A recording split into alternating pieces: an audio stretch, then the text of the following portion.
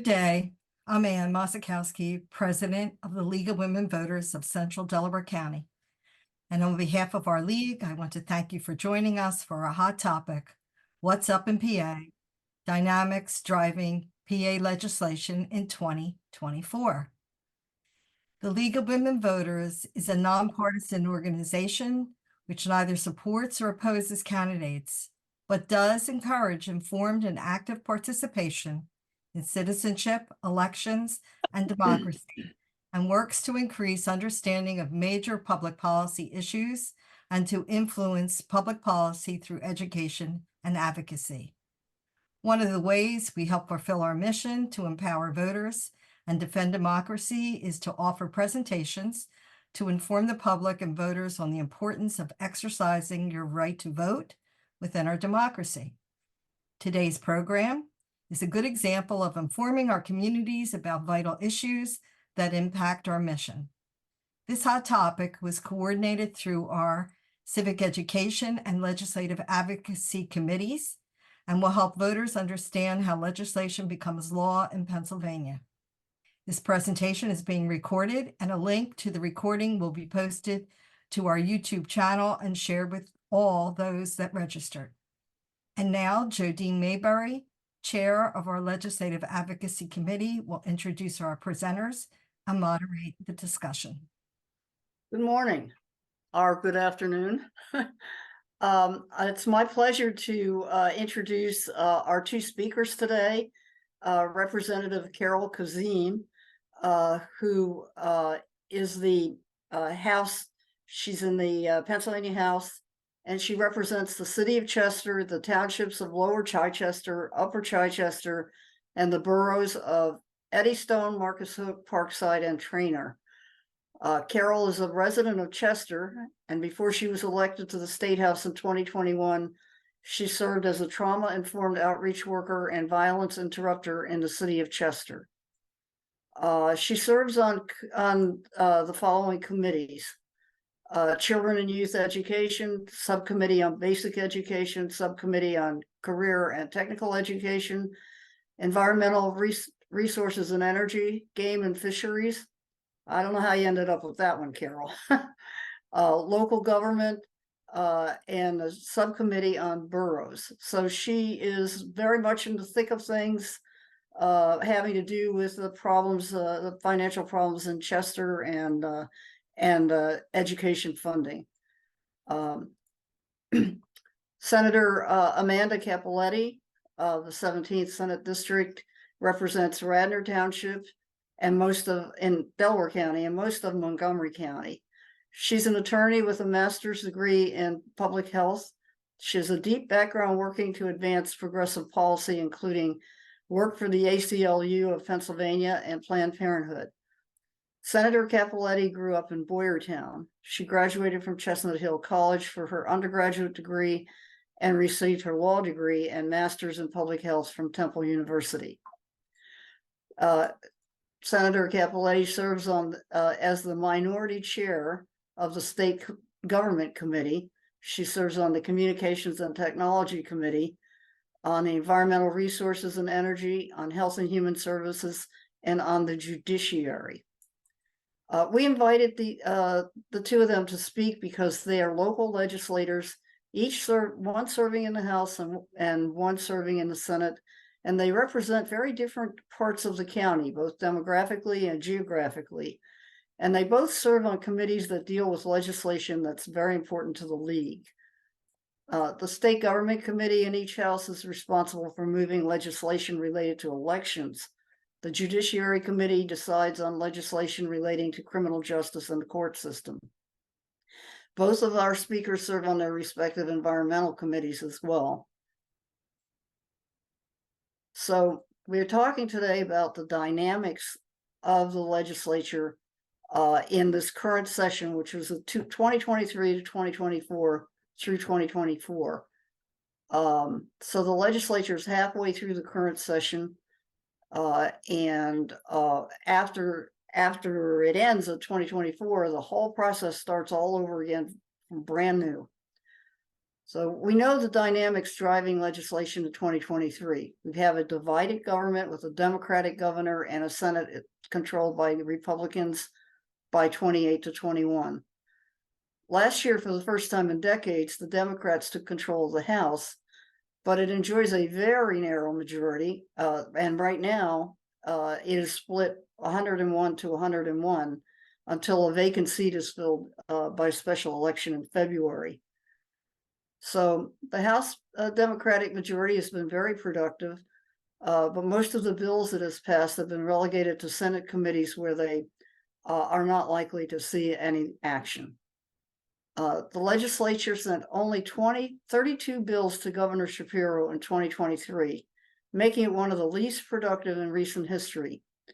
But those 32 bills, by necessity, were enacted with bipartisan majorities, or they wouldn't have made it through both houses. And it's important for us to recognize that a narrowly divided legislature acts as a restraint on the extremists on both sides. So sometimes we should look at what the legislature hasn't done rather than what it has done. Last year, we did not have any bills passed to ban or restrict abortion and reproductive health care, or to ban books in schools, or to deny appropriate health care to transgender teens, or to impose significant new burdens on voters. A few of the bills that did get through include an increase in the income floor for 775,000 low-income seniors to apply for a property tax rebate.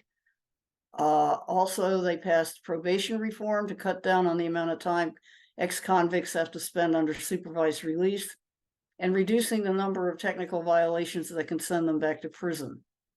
There was a bill for $100 million in mental health aid to schools. The legislature expanded the state child care credit to give tax credits to all parents on a sliding scale. And they enacted a law ensuring that incarcerated women are afforded the dignity of not having to be restrained when they're in labor. So with this background, my first question to the both of you is, have I presented this very skim the surface analysis of the dynamics of the legislature accurately? And how do you see the dynamics from last year changing in this election year? Can we start with Senator Cappelletti? Thank you all so much for having me today. It's an honor, and I also represent Delaware County. So I got two big municipalities that in the county that are yes, distinctly different from what where Representative Kazeem is. But I think no matter where you are, so many of these issues are vitally important. And I think what's even more important as you're talking about is what that dynamic in Harrisburg looks like. And I think you've done a fairly good job, but I would love to play out just a little bit more that it took 6 months past the deadline for our budget to get finished. That caused very serious damage to our community colleges, to our library systems, to our public schools, and so many more things. And why did that happen? Divided legislature. Honestly, and this lack of willingness to work with the other side that often comes out of my chamber specifically. And I do have explicit examples that have happened to me personally, but it is very, very difficult at times because I think we're dealing with a dynamic both parties aren't used to, right? The Republican Party in my chamber is not used to not having all the power because it has the legislature, the General Assembly has been Republican controlled for so long. So this is the first time that they've had to really kind of sort out what does that look like. And it's the first time in a long time that the Democrats in any capacity outside of the governor's residence has been held by us. So it is a really different dynamic, and I think we thought it would go a little differently given our governor's track record of being able to bring people to the table, but it is hard, and it is hard when you have that shift in dynamics and people have to make adjustments. So that's how this first legislative year played out, and we'll see how the second one plays out. But to be frank, I'm not I'm not sure how hopeful I am that it'll look differently. I'm not sure. I don't know that it will. I'm not sure what to expect, to be honest, because I didn't expect what we had this past year. So I don't know what this next year is going to look like. Thank you. Representative Kazeem, can you talk to us about the House and what it's been doing? And also, please tell us about the hole in the roof. Sure, since we're the holdup. First off, thank you so much for inviting me here to speak along with Senator Cappelletti. It's definitely something we need to have a conversation about. Senator Cappelletti pretty much already talked a little bit more into the time frame that it took to even pass the budget and the impact that it had on the communities, and even, you know, most of our state agencies that rely on the funding that we provide. I would say on the House side, I really, just like Senator Cappelletti said, I can't really say what to expect. I know with this year, this was our first year being in the majority. So I came in on the majority as a freshman. However, for 10 years, the Democrats were in a minority. And I have taken the time for years actually watching them while they were on the House floor as the minority, trying to fight on some of the issues that you spoke on, that we pretty much were able to pass this go around with bipartisan support. But to say exactly what it looks like, I'm not sure. I know we're in the middle of a special election. So a lot of my colleagues, they're really working hard to get out there for the special election out there in Bucks County, which also takes place on February 13th, the same day that petitions are due. So we're praying and hoping that we can keep that seat to, you know, keep it as a Democratic seat. It looks like that's what it's going to be. But, you know, one thing about my mind is you never put nothing past anything. As far as the roof leaking, so I went down there to Harrisburg myself. I've been there in the House floor. I took the opportunity to go and look and examine the chambers and see what it looked like. It is a severe leak, especially where the speaker rostrum is.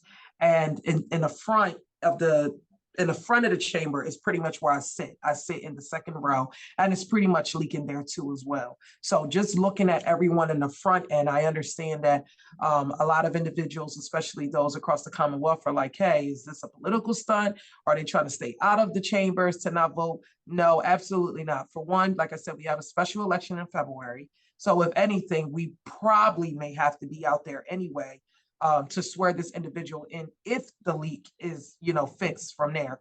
We're praying and hoping by sometime within the next few weeks it's situated. I've been seeing workers out there consistently working on that roof.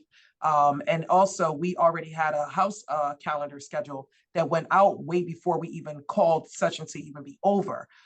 So we were already expected to be on the floor sometime beginning of March anyway, after the petition season. And that's when we're roughly kind of back in anyway. Unless, you know, it's called by the speaker for any circumstance. So it's not something that it's going to keep us out, or to say that, you know, we're trying not to come in for any purpose of voting. We already had a calendar set out ahead of time. And it was already scheduled for us to come back in March anyway. So this didn't really cause anything. What would happen is if the leak and the fixing took past that time, which we're not expecting for that to happen. So I can't speak for the maintenance folks, but that's what I'm just assuming from what I saw. Hey, so for the both of you, do you see that the election year is going to cause the houses of the legislature to not do things so that they can go out and politic and you know, campaign on, well, we tried to do this, but the other side wouldn't let us, or you know, boy, we really held them back and they were going to do some awful things. I don't know. How do you see the election year affecting the operation of the legislature? Senator, do you want me to say anything? You can end off since you're in the minority. So for us, as of right now, like we said, we're still currently tied, and we're hoping that we can win that special election seat. But I would say for us, the work still has to continue. So regardless of what's going on, as far as our own individual elections or our own individual campaigns, majority of us is up for the seat. that still would not deteriorate what we have to do as legislators, because budget still has to pass. We still have a lot of legislations that's been coming out of committee. So there are committee hearings that are still being held. There's committee votings that are still being held. Like you said, I sit on the education committee, and we've probably already voted on 4 to 5 of them. So I can guarantee you that that still wouldn't stop the show. And every one of us is probably up for an election, and we still have to go out to Harrisburg for hearings and committees. And now I'll let the senator add to that. Yeah. The rep's right. Every House member's up for re-election, and 25 of the 50 senators are up for re-election.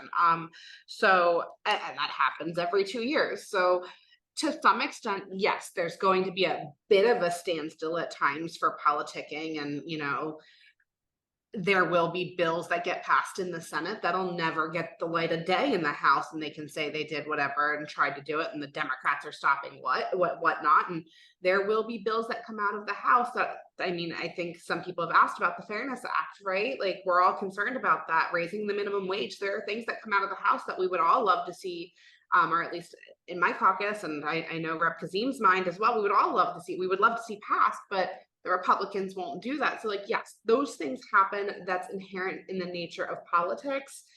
But I think because of the pressure specifically that came at the very end of this past, at the very end of 2023, to finalize that budget, to finally get something done, and for us to figure out how to work together in some degree, like, there are certain things we're going to have to work on to get done. What does that look like, and whose name gets to be on what, and kind of the horse trade that happens with the different bills when we do find things that we can agree on to get passed? That's a whole other question. But it's a combination of, yes, it's gonna happen. That's inherent in the inherent nature of politics, and how things happen around here. But also there's still some level of, like, okay, this is our job. We are a full-time legislature. Like, we do need to get something done. We do have to show something somewhere, somehow. Do you have a few of favorite bills of yours that you would like to see, or do you see any opportunities for bipartisan legislating? Certainly, they exist. For me, I have a lot of things I would love to see passed. Most of the things that I introduce are not going to, bear muster with my Republican colleagues, but I do have some legislation that it's called co-priming. So there's a Democrat and a Republican that are leading it, and I recognize that this is something that we have bipartisan support on, but a Republican's name needs to be at the beginning of it in my chamber for it to move. So I have e-waste legislation to improve the e-waste system here in Pennsylvania and to expand it. I shared that with Senator Pennycook, who is a Republican, and she and I are working on that together. And sounds like Rep. Borowski, who shares that my language in the House, she did the companion legislation in the House, and I cannot remember her Republican counterpart, but we've done like things like that together. There are, like I said, there are little things here and there where we could see movement and bipartisan work. So we'll see where it ultimately lands. Okay. Representative Kazeem, do you have bills near and dear to your heart that you hope to get passed this year? Yeah, absolutely. As far as some that has already went to the Senate, I would love to see the minimum wage. I just want to emphasize that a little bit. So when the minimum wage first came about, the primary maker of the bill was requesting a $15 minimum wage. It was a back and forth conversation. It kept going back and forth for maybe about a month or two. And we were asked to make negotiations in order for it to pass the Senate. We then did that. The negotiation then went down to $11 per hour. And then I believe it was supposed to, within a year or two, go up to 12, then 13, then hit 15. However, that has now went by. It passed through bipartisanship, through the Republicans' negotiations, and it is now still sitting. So I know that for this session year, I know that that is a conversation that is going to be held with the majority leader with the Senate to talk about how we can move forward. They stated that this was a priority of theirs as well. So we just don't know what the holdup is, and that's the conversation that we have already had with the majority leader on the Senate side, and we just want to know what's the holdup because this was their negotiation. I was not in support of the negotiation, honestly, because I feel like we're far back, and it's something that has been long overdue, and I don't think that that was something we should have negotiated. However, because we do know that we are not in the majority and the Senate side, we still wanted to make sure that something got done for the people, especially for those that still may be receiving minimum wage. So that is something that I would love to see pass on the Senate side. Some of the gun safety bills that were put out, as far as the universal background, the red flag laws, those type of things, I am a complete supporter of, and I would love to see that. I don't know, the senator would have to speak to what she thinks would have to be done for that to even happen. I know that that's probably going to be maybe one of our toughest, legislations that are probably going to pass in the Senate as well. So I can't speak on to say what that's going to look like, but I would love to see if we can prioritize those two. Definitely, I think those are the two that I can definitely go for. I know we passed legislation in the House. I'm sure Senator Cappelletti saw about women reproductive rights. I don't know what that's going to look like on the Senate side. We may have a chance, we may not, I don't know. But definitely those, okay. So those first two I mentioned, I definitely knew was a no-go. But if we can have like more conversations, that would be something. But those are what I would love to see happen for our communities. It's just gonna. Senator, can you comment on the minimum wage and the gun safety bills from the Senate point of view? Sure. So I'll even work a little, I'll work a little backwards. The reproductive health one and protecting abortion providers as well as people who seek abortions. That's something that I worked intimately with Representative Daly on. We have companion legislation, and it is just not something that will ever move on my side of the chamber. That is, the Senate will not. They have far too many anti-choice people in their caucus. And that's just not going to move. And to that effect, the gun violence prevention stuff, again, my chamber last session passed the right to carry laws, which would remove the requirement to get a concealed to carry permit in Pennsylvania and would give everyone the right to conceal carry a weapon. The people I am working with, mostly across the aisle, where the problems are, and I don't think there's anybody in my chamber that wouldn't pass, at least in my caucus, the Democratic caucus, that wouldn't pass these. We have some people who are more pro-gun in my caucus, but no, they are very much, to be frank, like I feel like the majority party believes in kind of this John Wayne mentality that everybody should have a gun and then we'd all be safe. So unfortunately, yeah, I cannot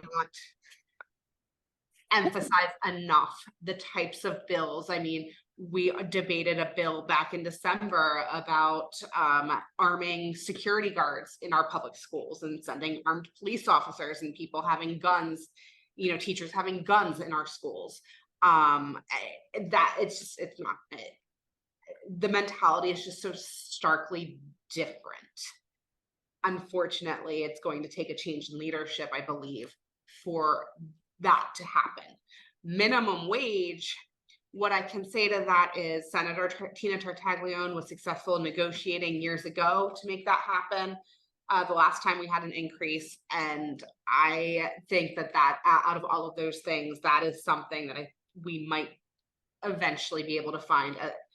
If the power dynamics stay the same, we might be able to find common ground. And what does that look like? Not the $15 an hour tagging to inflation that Rep. Kazeem and I would probably want to, the things that we would probably want to see and have it be more equitable in its the way that we manage minimum wage, but at least we might be able to do something. And sometimes something is better than nothing. And all of the states surrounding Pennsylvania have higher to a much higher minimum wage than we do. Our minimum wage is still at $7.25 an hour, which is the federal minimum wage. And it's just ridiculous.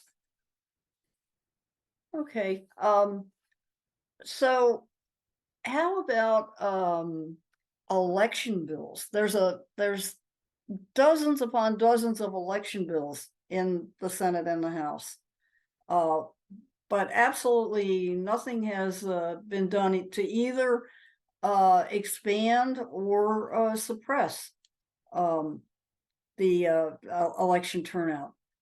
And the one thing that everybody, all of the county people want is an expansion of the time for pre-canvassing the mail-in ballots.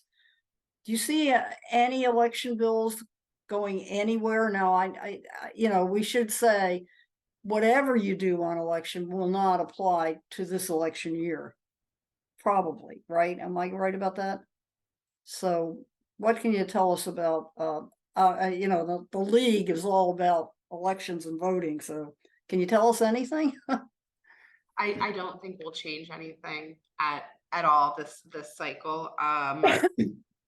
And to be honest, I mean, the majority chair of the state government committee, my counterpart, signed on to a lawsuit recently. It was just reported on in the Penn Capital Star, filing suit against President Biden and Governor Shapiro over election authority and the automatic voter registration that the governor has recently implemented. And No. PennDOT's, They- yeah. They filed a lawsuit on that? Oh, wow. They did. So there's not a whole lot of things my counterpart and I agree on. He has moved one of my bills out of committee that had to do with campaign finance reform, and it's a very small, minor thing, although still something that would be important to do. But he would like to remove us from ERIC, which is a voter database system that helps manage the rolls in the participating states, the voter rolls. If somebody has died and moved to another state and they didn't change their voter registration, that information can all be gathered and parsed out through that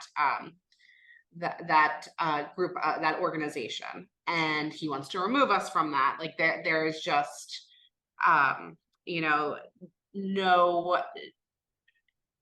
no overlap in what we believe in, and no overlap regardless of party lines on what should happen with vote by mail and pre-canvassing and things like that. So I don't see him moving any of these things anytime soon, especially considering this recent discovery of the lawsuit that he has signed on to from the Republican Party of Pennsylvania.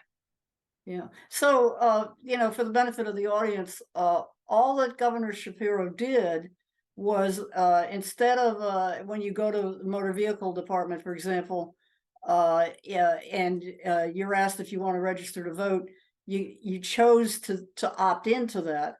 All the governor did was to reverse that and say that you're automatically registered unless you choose to opt out.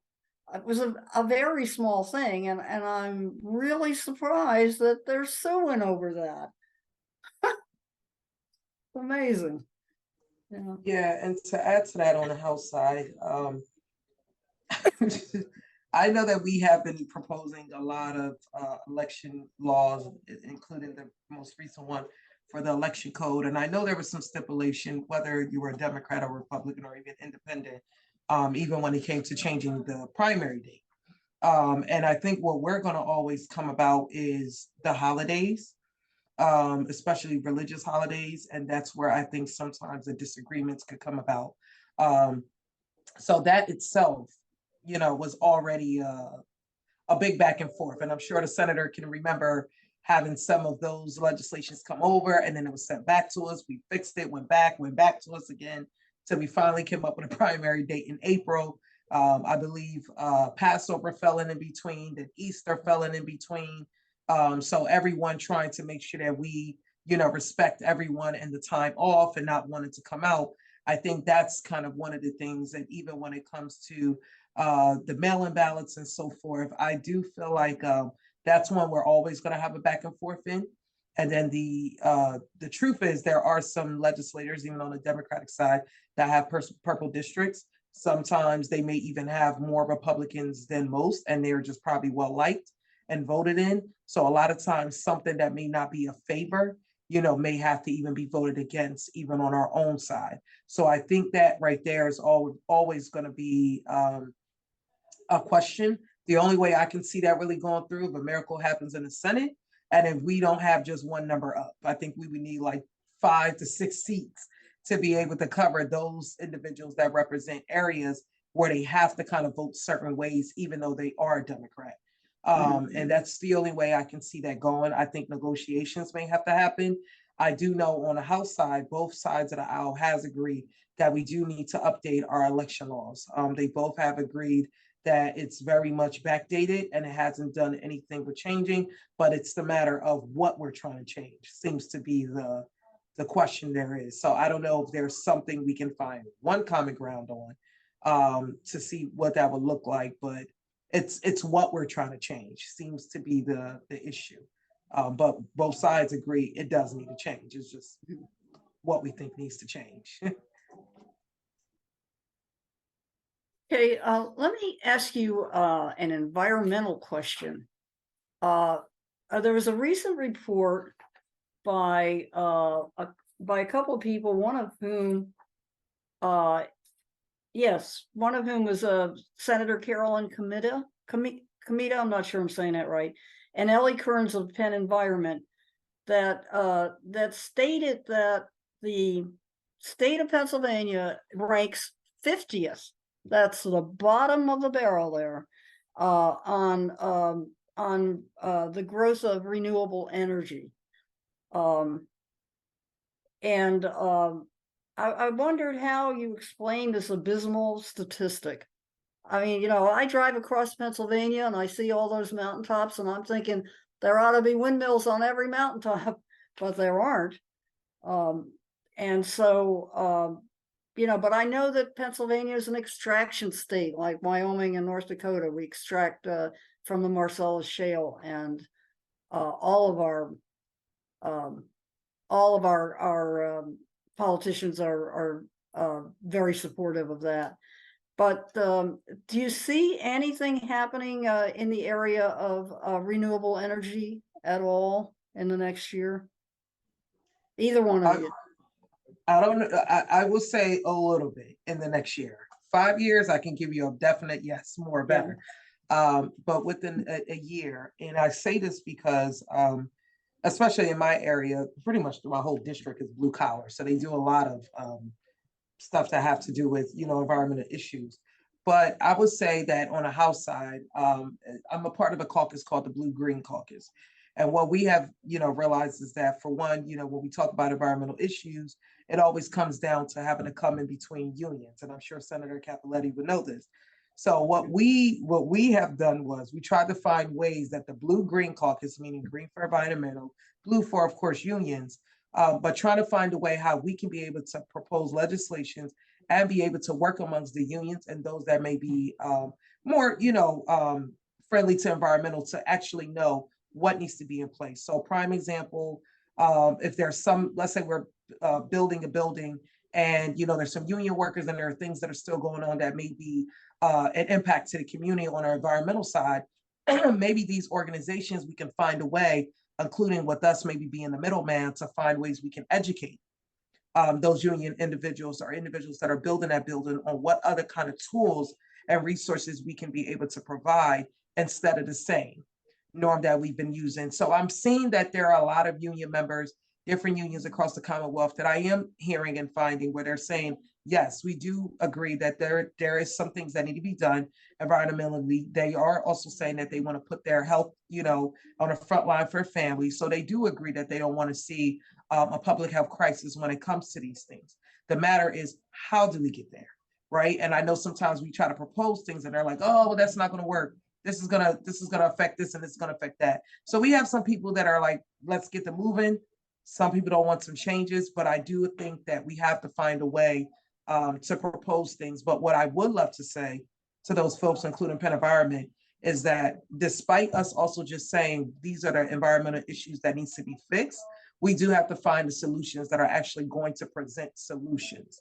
And I say that because when we go to them as a Blue Green Caucus and say, this is the issues and these are the concerns, they're like, well, what other alternative do we have? And we don't have an alternative. So if we can find other alternative measures that can help, include these things where jobs aren't being affected and the work can still be done and, so forth and so forth, that would be the thing. But do we all agree that it's going to definitely come? Yes. Do I agree that folks that still do fracking can see it maneuvering away? Yes, they do. The honest truth is they do. How and when is the question, but the alternatives and the solutions is what needs to be presented. But as far as putting that key to the table, I think we're already getting there. So I see it coming. Yeah, I want to go back to Senator Cappelletti, but before I do, I want to ask you about two specific things. What is your stand on building an LNG export terminal in Chester? And how do you stand on building a hydrogen hub either in South Philadelphia or somewhere along the river? Are you asking me or are you asking Rep. Kazeem? I'm sorry, I was asking Carol, and then Okay. I'll come to you, okay? Yep. Okay, as far as my stance with the LNG, I'm not honestly in support of it for a lot of different reasons. I have met with the owner for the LNG. I've explained to him my concerns with the LNG, especially because the size of the LNG and the size of where he's trying to put it at. I also explained to him that like I said, I have Eddystone and I have Marcus Hook. They explained to me the way they would have to build it. My concern was the existing pipes that are already there. What would that look like for their pipes being added into it? They didn't have conversations with the owners of those pipes, and that was something that I asked them to do. I also have Penn Terminal that is actually in Eddystone that actually produces and exports fruit and vegetables. So I was concerned about what that would look like for food. That's literally right next door with what they're planning on doing. And that wasn't a thought as well. So I left them with homework. I have not heard back as far as the research to the homework. So I'm hoping that they can find that homework. As far as, is it an industry that makes money? Yes. But do I believe that it's really going to carry the world through? No. Because again, like I explained to them, they're only talking about doing it with European countries. And at the end of the day, some of those European countries also have to still get their service from Middle Eastern areas, African countries, and so forth. So we're really not servicing the world at the way that they claiming we are. So when it comes to doing things like that, I go a little deep. So I'm not in support of where it's going to be. And as far as the hydrogen hub, to be honest with you, I have not heard too much on it. I've heard a little bit on it. But I know the last time I heard about it, it was actually asked to be brought here in Chester. So it looks like it kind of went from Chester to now Philly. So I'm not sure what's going on around this hydrogen hub stuff. But I would hope that they will put a lot of thought before they make any kind of moves and what that would look like for the community. Okay. All right, Senator Cappelletti. So I think You now have 14 questions to answer. 14 questions. I've got it. Look, I'm a big environmentalist. My community is big on the environment. I get a lot of feedback. I have a lot of people who are members of Penn Environment and places like that. So I really do dig into that stuff. I think movement towards renewable energies is an interesting question that I don't have a good answer for. Right? Like from the federal government, we're getting a lot of money to invest in, electric vehicle infrastructure, which is great. We need to do that. That helps push it along. On the other end of that, the majority chair of the Environmental, Energy, and Resources Committee has a lot of his own personal money, which this is all public information, tied up in the oil and gas industry. So, that tends to be the things he's does more to support and push. That's not to say he hasn't also supported and helped to create the Growing Greener funds and the Clean Stream funds that have been a part of budgets past, but he's certainly probably more supportive of the pipelines and seeing things happen there, and even the transition to doing more LNG type stuff.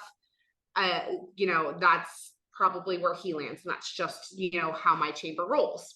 And Rep. Kazeem brought up a great point that we've also kind of, those of us that are very really dug in on environmental issues, get pitted against labor when we know that there is, specifically in Pennsylvania, but we know that there are ways that this has been done in other states where they've been able to invest in more renewable energies and clean energies. and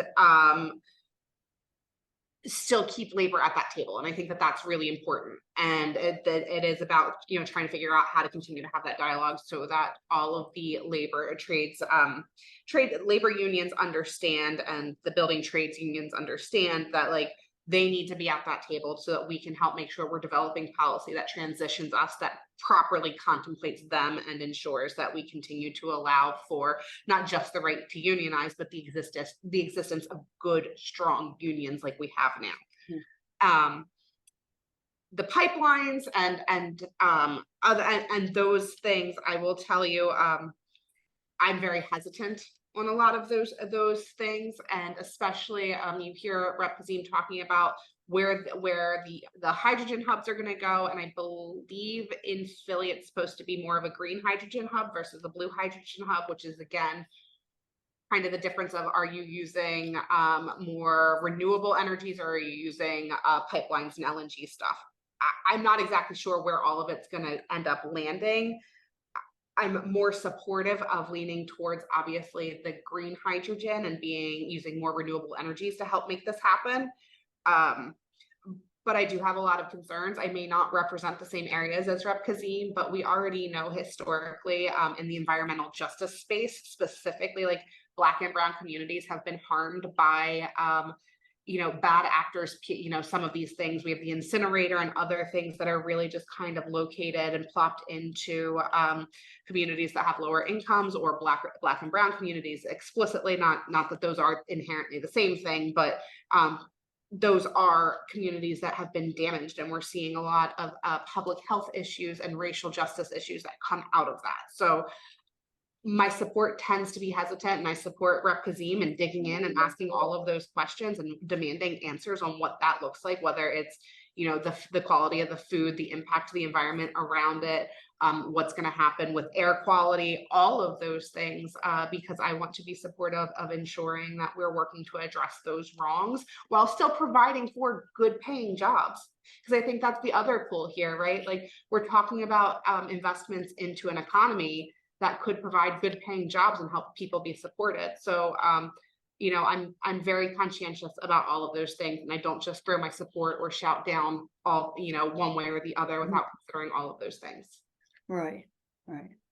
And the green energy for the hydrogen hub, the MAC2, is supposed to come from the offshore windmills in New Jersey.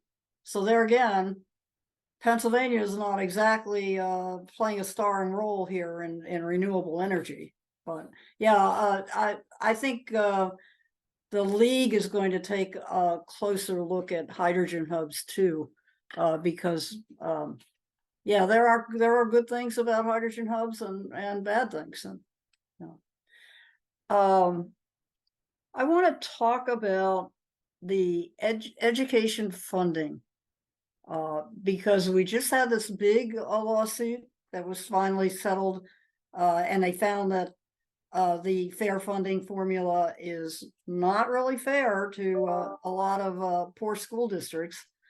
And so they've now appointed the Basic Education Funding Commission, and they just made a big report on January 11th.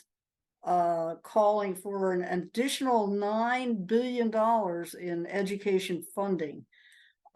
So I'm wondering, what's the next step legislatively to change the way that we fund our schools?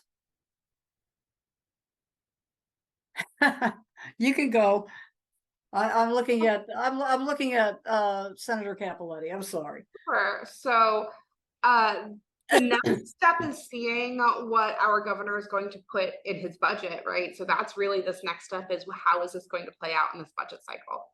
Are we going to adjust our funding formula? Are we increasing how much funding we're putting, the amount of money that's being put in?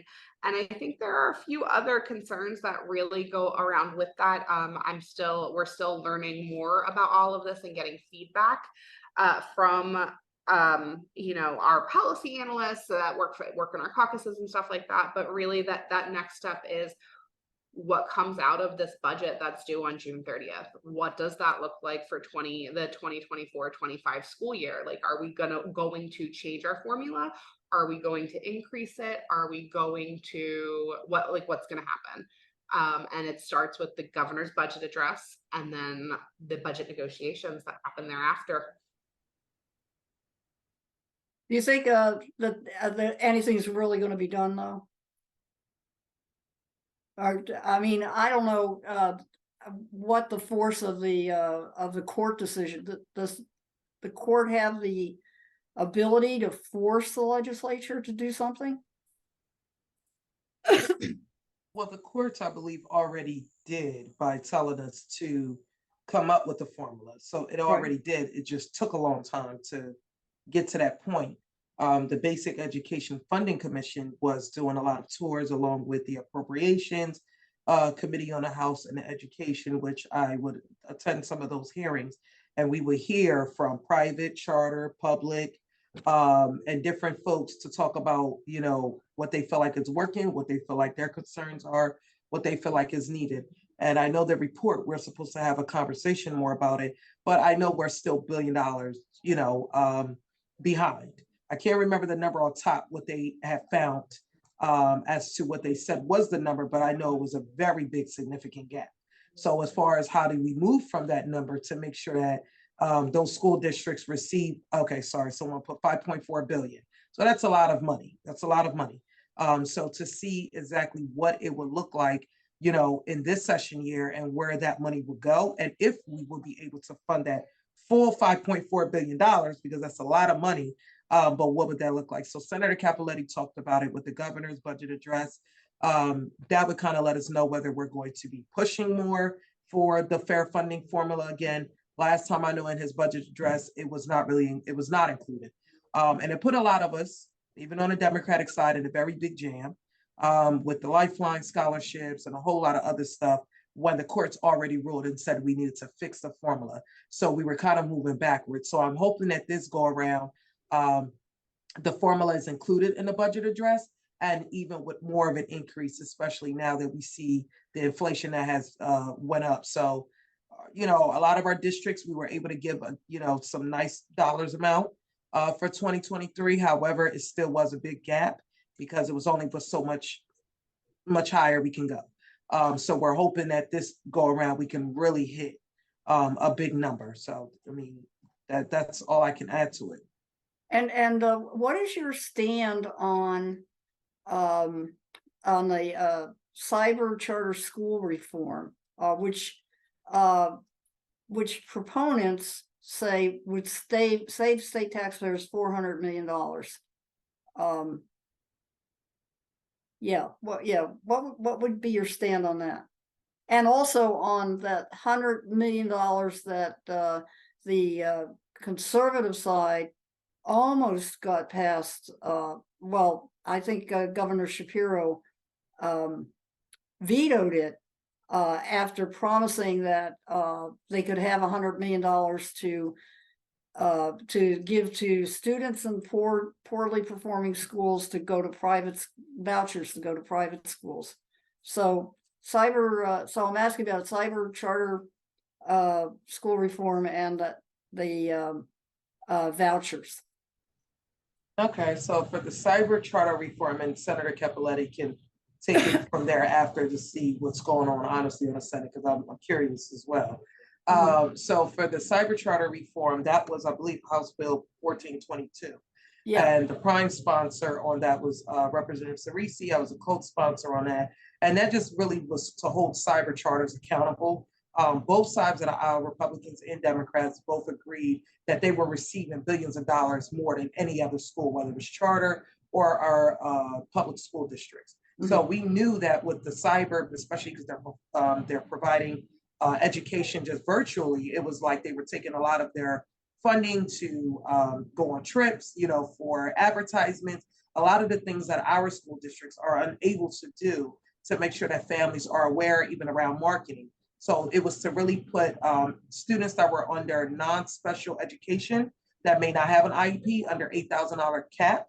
And for those that are, you know, that do have an IEP, if they're claiming they're providing more services, we wanted to see the reports around those rates to make sure that they're not misidentifying those students. We've seen that they had a higher number, but yet those students were not being serviced, or they were receiving outside special education services through other agencies, and yet it was not through the charter schools directly. So that was really what it was supposed to do. They were supposed to follow the Sunshine Act, meaning around their committee meetings, or when they have their board of manager meetings, since they don't have school board members, just making sure that they are providing those type of things outside, open to the public, so we know what's going on. Because they're still privately ran, even though it's supposed to be known as public, it's not something that we have much, hold on, or legislators can really hold them accountable on. So these legislations was to just do just that, to make sure that they were held to the same capacity as we would hold any other public school district.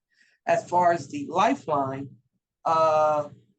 yes, the governor vetoed it, but it was still a conversation around it. My stance on it, I'm not for it. I think everyone has seen almost every ad against me about the 2,000 mailers that already done went out there, and batches back to back to back, and all the Facebook ads that still going out, even the ones right now. I was pretty much kind of the last one that was holding up those votes. And I've made it clear plenty of times that I was not going to do it for different reasons around transparency. If the fair funding formula was not going to be entertained, then I didn't feel as though that the lifeline should be entertained. So until certain things were addressed, I felt as though that we cannot address that until the other stuff was addressed first, especially around transparency. And what I mean with that is, and then I'll let Senator Cappelletti take over, is I did feel like a lot of these private schools and institutions, like you said, a lot of the, low income communities, I personally felt like, especially when it came to the Black and brown children, they were not really going to accept a lot of those. So I felt like it just opened the doors for individuals that had children that were maybe of, working families or middle class, where their children were just still on a waiting list. It just opened up the door for them. But for a lot of students that come from my district, I felt like they were not being included. And the ones that they would take in would be maybe one or two of like the all-stars that would make their schools look better on a higher ranking. So I was very much, opposing as to what that would look like for transparency and how the students will really be selected into going into these schools. And I wanted the governor to have conversation with those institutions as well to make sure that they were going to be transparent. And I asked that after the Senator, help me out, remember the ruling that came out in the Supreme Court about the colleges? What was the thing called again? The where they couldn't use, remember it was in place that I know exactly what you're talking about. For minority students to make sure that they were included. When that ruling kind of came out, that's when the next day they were expecting a lifeline vote. And I'm like, well, that it just was all at the wrong time. And it was already tension. So I wanted to make sure that because of that ruling, people weren't going to use that for an advantage to say, well, we don't have to take them in because of that ruling. And if someone remembers it, please put it in the chat, because I can't remember the name of the ruling. But can I pass it over to Senator Cappelletti, because I know she has to get out of here at 1 o'clock. So okay. Yes. No, I know what you're talking about. It's the program that allowed schools to take a child's ethnic or cultural background and race into consideration and give them slightly higher preference in terms of determining their acceptance to colleges. And it's killing me. I apologize. This happens to me all the time. But the Lifeline vouchers pass, whatever that is, whatever you want to call it. Pardon my language, hell no. It will decimate our public school systems. And as Rep. Kazeem mentioned, it's not going to help the children you think it's going to help, right? Like the children that are living in some of the poorest performing school districts, and some of them are, in our communities that she and I each represent, Norristown, Chichester, other schools like that, like those types of areas, but also in rural communities. And where are those children going to get access to a private school that a parent can actively get them to regularly without concern? That's, within the distance. It's just, that's not the answer here. I am not opposed to private schools. I'm not inherently opposed to charter schools. I'm not inherently opposed to religious schools. If that is where you want your child to go, I absolutely support someone's ability to be able to access that. But you cannot tell me that the problems we're facing in our public education system are not directly related to the fact that we are at the bottom in the nation for the amount of money a state invests in a public education system. So like, let's focus on that. And then once we have that system up and going and ready and fixed and our schools are well performing, because all of our schools can and should be well performing, they just need the right investment from us. So that is where I am. I will never support that. I've heard directly from my my superintendent from Norristown, you know, about what that looks like, and he has said to me that it'll destroy them. Like it'll take so much money away. It's really just another, you know, it doesn't do anything, even if we invest more money into the public education system. And what was the other question? It was lifelines and the cyber charter reform. Yeah, I am 1,000% on board with that. I don't have a good answer. I'm not. Thank you, Carol. Yes, I'm not on the education committee. So I don't know where that stands. I'm sure it is part of the larger bargaining chip kind of horse trading agreements that happen here in Harrisburg. But I have to run. I actually have to go meet with Planned Parenthood, hence the pink today. But I want to thank you guys all so much for having me. It's been wonderful to speak with you and to have Rep. Kazeem on here and bounce back and forth between, you know, what we see in our respective chambers and the things we'd like to see moving forward. So thank you so much for participating in this. Thank you. Absolutely. All right. Carol Kazeem. I'm here. Hi. Yeah, I thought you could hang around a little bit more, and we did want to ask you about a couple of things affecting Chester in particular. The conservatorship, the receivership, and the bankruptcy. What do you think the legislature can do to help Chester come out of its financial quandary? Or, you know, I don't know if there are any bills or anything. I mean, I've been working on that, and I talked to I know we introduced a legislation package that would, well, a lot of members, we kind of, in Delaware County, we've introduced legislations around the Chester Water Authority cell, which is what they're trying to use as an asset to be able to cover the financial needs for the city. I think it's been clear, and I've stated it to the governor, I've stated it to the chairman of public utilities, I've stated it to many people, even some judges, is that we really don't have any legislation around receivership just in general. Because I believe besides Chester, I think Harrisburg was the only one that, I think it was 2 other places, but I believe we're the, well, a couple of us that are still left on, no, we're the only ones in receivership. So what I've explained to them was it's kind of high time that we have legislation around receivership, meaning what would receivership even look like?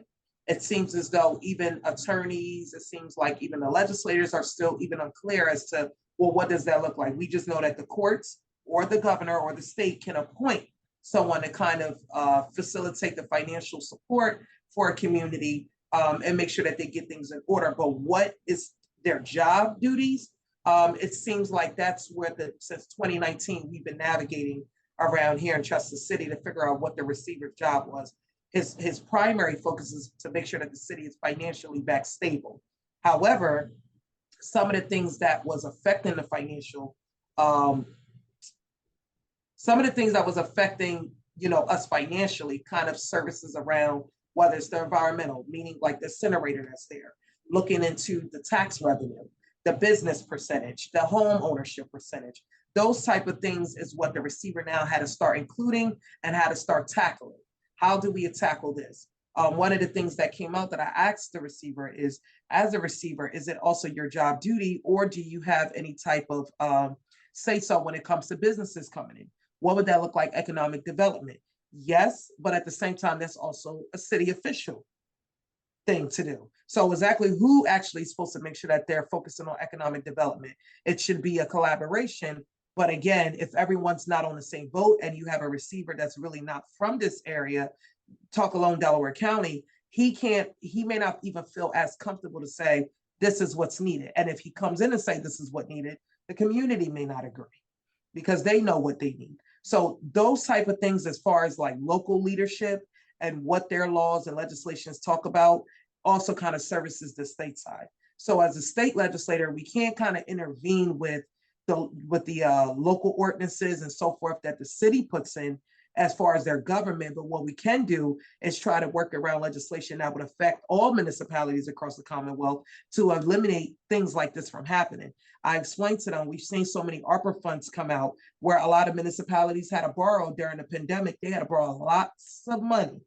And I'm seeing where some of them are trying to even catch more loans to cover the other loans that they already took care of. So it's like all it is putting them back more in debt. And I'm trying to explain to them that Chester has to be an example for every municipality, whether they feel like it's not going to be there or not. It has to be, because even if you think you have all your financial management together, your finances, you have to still look at the $1.2 million that this community done borrowed. You know, what that would look like for that bank if they hit the jam. So now you got all these municipalities that can be facing receivership. So I'm just working right now with the legislators on trying to find legislations that will come about with receivership, who actually can appoint a receiver, what would the job be of a receiver, who exactly needs to be on a task force with the receivership. I know the receiver kind of came up with his own task force. It was just, told by paper, you have to have one, and he had to pick who those folks would be. So all of those type of things, needs to be put in place on paper, under law, and it's not there. As far as the bankruptcy, that's kind of the issue. I do think that it's high time the state kind of steps in. I'm trying to urge the governor to step in more. I know they're like, well, we don't want to interfere with the court proceedings, but right now the court proceedings is to do exactly what the court do, which is just to look at what the receiver is saying is the issue and just put an order to some things. But as far as the structure and what needs to be done to support the community is what needs to happen on the state side. So that the Department of Economic Development needs to come in a little bit more, maybe helping with more funding towards community, small businesses, things like that that can help enhance the community more. Food markets, things like that that needs to be brought in the business side. So those are the things that I feel like the state can help do, especially supporting our local EMS and fire, our police departments that need funding that is also affected by the city funds. So our fire department is not volunteer. So their funds come from the general funds as well. So anything that happens there, it affects them as well. So all of these things is like a circle around city employees. So I just think that when it comes to that piece, that's something I think the state needs to come in a little bit more on and do. And we'll just have to figure out what that would look like. Where would you stand? Where would you stand on selling the Chester Water Authority? I'm not in support of it. I know that well, we have a new administration, but the previous administration, and I'm not sure where all of the new administration stands in right now. But I will say I'm opposed of it. I think I probably was the only one. I know that the receivers team and myself, we both can agree that the Chester Water Authority is not the biggest, it's not probably the best interest. However, I know that the receivers team is to do what the court ordered them to do, which is to get the community back in a financial state. So my job as the state rep is to make sure that the community is not affected or impacted by the sale. And I explained that plenty of times. So I have legislations that they're not really in support of, they're not in approval of. I don't have the support of it because, again, they feel like if it passes, it can affect the impact of them trying to sell assets or even monetize the asset to make sure that we can be financially situated before the receivership time is up. So I mean, right now, like I said, I know there's other ways to go around it. It's up to the receivers team to look into it and to work hand in hand with me to get that done.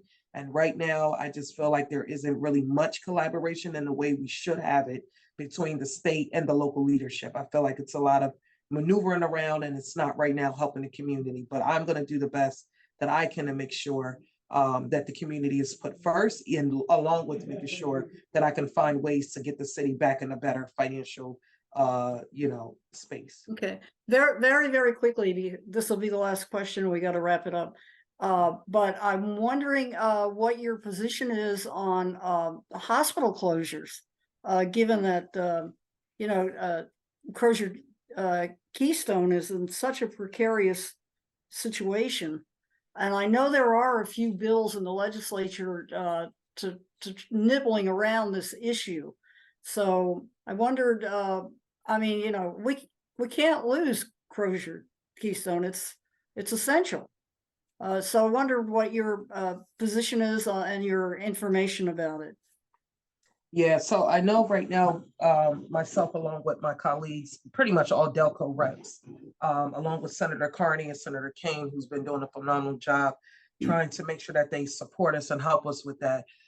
We've been meeting with Crozier pretty much weekly. It's been going to monthly. It hasn't been always the cutest because every time we're asking for transparency, unfortunately, some of Crozier owners are not doing that as we expect to. One thing I can say is that we've been making sure, and which they agreed, to keep it under nonprofit hands. They have already made it clear their goal is to sell it, but we want to make sure it's a nonprofit and not another case like Prospect. We have been meeting with individuals that are looking as potential buyers of Crozier, and we were been vetting them, trying to figure out what services will they be providing. And what I would love to see is something similar to what Crozier was, and at least, you know, what they provided, their excellent burn unit, you know, to make sure that they can still do maternity and birth and what do you call labor and labor and delivery. You know, to make sure that they can also provide. I remember the Fox Chase was here for cancer. I would love to see that back in here. You know, even the services as far as all the different primary doctors that were here, you know, specialists that were here. So those are the type of things that I would like to see service.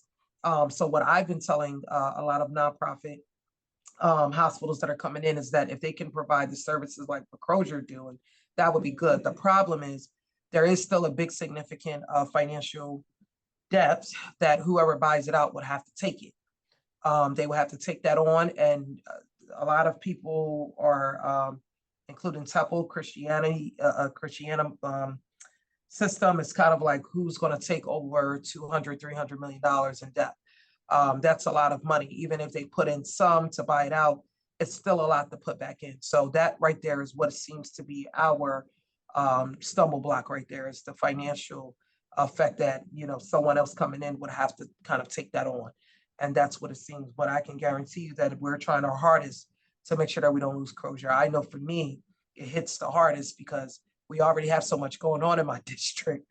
And this is the last that we can really need. So already talking about a city, and I'm talking about just incorporating it, and then we're talking about, you know, economic development that needs to be put in place. Then we're talking about a hospital no longer here.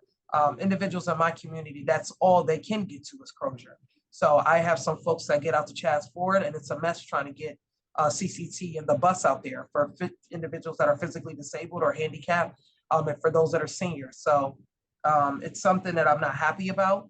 I know as legislators, we have introduced bills, like you said, but we're hoping that moving forward, the next person that does come in, which fingers crossed, you know, we can really get something that was like what Crozier was known for, which was the best in the state, and in fact, even in the country for a long period of time.